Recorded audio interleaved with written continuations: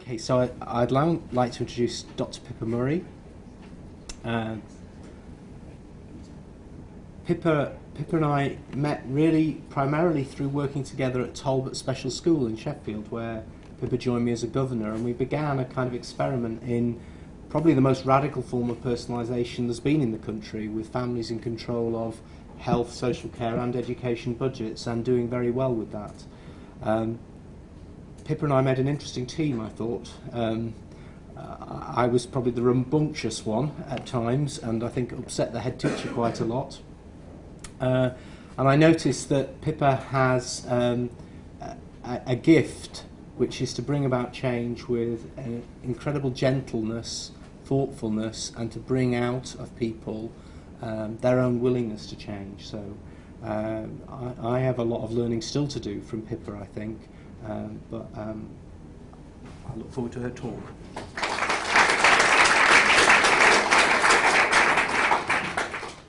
Thank you, Simon, for that introduction. It's really odd. I've got these notes with me today. I sometimes speak with notes, I sometimes don't. This world, disabled children and their families, is my world. And yet I need notes because I need to rein myself in, because I could go on talking about it for ages, for hours and hours, and I could get very, it could sprawl out in a lot of directions, so forgive me, I've got my notes this evening. And some of you will know some of this, and others of you won't know anything about this world that I'm going to be talking about, so forgive me as well for those of you who don't know about it. I'm going to be making assumptions in 5 minutes. There is so much to explain, and I'm very happy to talk with people afterwards. So, the inability of current services, health, education, social care, to make a sustained difference to the lives of disabled children and their families results in distress and inequality, and that's been the case for many years now. The way that support to disabled families is part and parcel of safeguarding and child protection takes away from the simple fact that most families just want a little bit of help to live their lives, to live ordinary lives. Parents want to give their children the best childhood they can and to prepare them to be the best adults they can. Parents are looking for straightforward solutions to the pressures they face, an extra pair of hands for household chores, a night's sleep, someone to help their disabled son go to Cubs or their disabled daughter go to a dance class, flexibility to use support they need when they need it. Disabled children and their brothers and sisters want opportunities for friendship and fun. They just want to have ordinary childhood. The personalised pathway offers the opportunity for all these things to happen in a way that transforms family life, that provides greater equity and allows scarce resources to go further. We know from the work that we've already done that there are 4 key components to the personalised pathway, and I'm just going to run through those key components really quickly. The first is family leadership.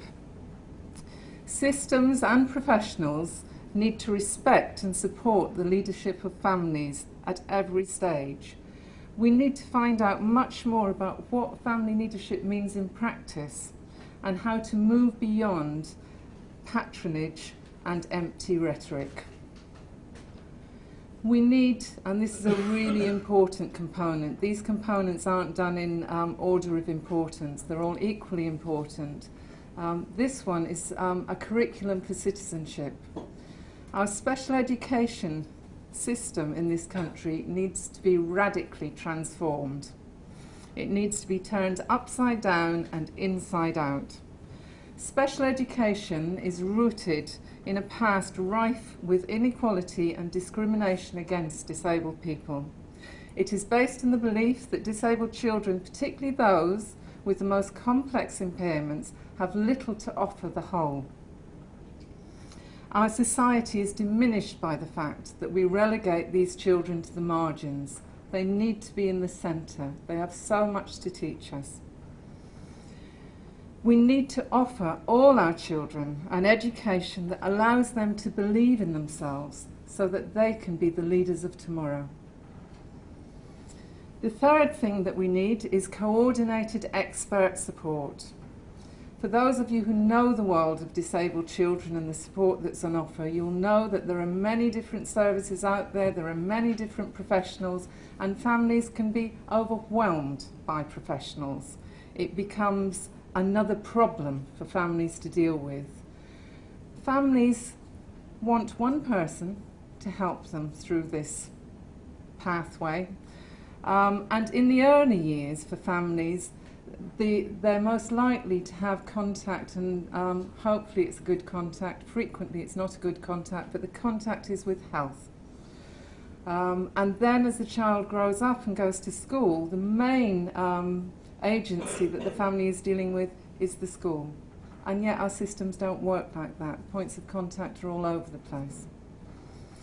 We also need to integrate budgets. At the minute we have budgets in some place, education, health and social care, but they come from different places, there are different systems governing them, families have to go to different people to see if it's okay to spend this, to spend that. It all needs to be brought together to make it made much simpler. And really, that's all we need to do. We need to look at those 4 areas, we need to work really hard at them, and then we can come up with a much simpler pathway for families which gives much better solutions, much better outcomes for those families. So it's simple, but of course it's not going to be easy because it's human life and that's pretty messy, and the way we operate as humans makes things more difficult. The biggest barrier to achieving this pathway is in the cultural beliefs that we hold around disabled children and their families, and the layers of complicated bureaucracy we have to dismantle to get to where we want to be. Here's a very wonderful young woman, Nadia. I've known Nadia since she was a baby. I first met her at an inclusion conference in Bolton when she was a few months old and she was dependent on oxygen. She was in her mother's arms. She's 18 now, and her family have included her within the heart of their family life and the heart of their community. Nadia has had a direct payment from when she was a young teenager. She's now 18. She manages her own team of personal assistants. Nadia has got really complex impairments, and this is what she says about having a personal budget. They have made such a difference to her life. One of Nadia's dreams is to go travelling with some of her PAs. They're planning not for this summer, but for the next summer to go around Europe together. But finally, and for me this is probably the most important bit, and this is what success depends on. In order to work towards giving vulnerable families a fair start, we've got to begin thinking about what we mean by fairness. We've got to begin talking about it.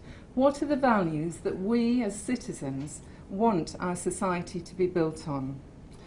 We live at a time when our global political system is rife with unethical practice and a total lack of integrity. Values have been replaced by doctrines.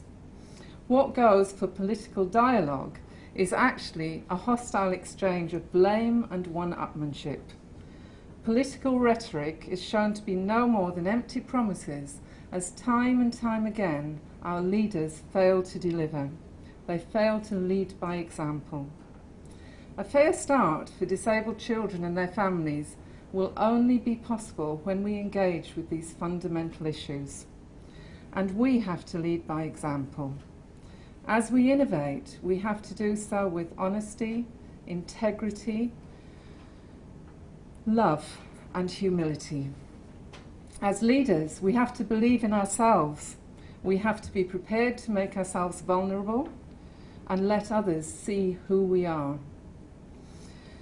And when we let others see who we are, to do that we have to have great compassion for ourselves, because otherwise it's too risky. It's a risky thing to do.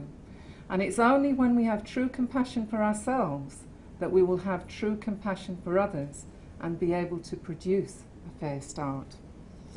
When individuals who do this come together, we cannot help create the necessary conditions for a fair society. And that's why I'm so pleased that Simon has set up the Centre for Welfare Reform, and I'm proud to be associated with it. So thank you, Simon.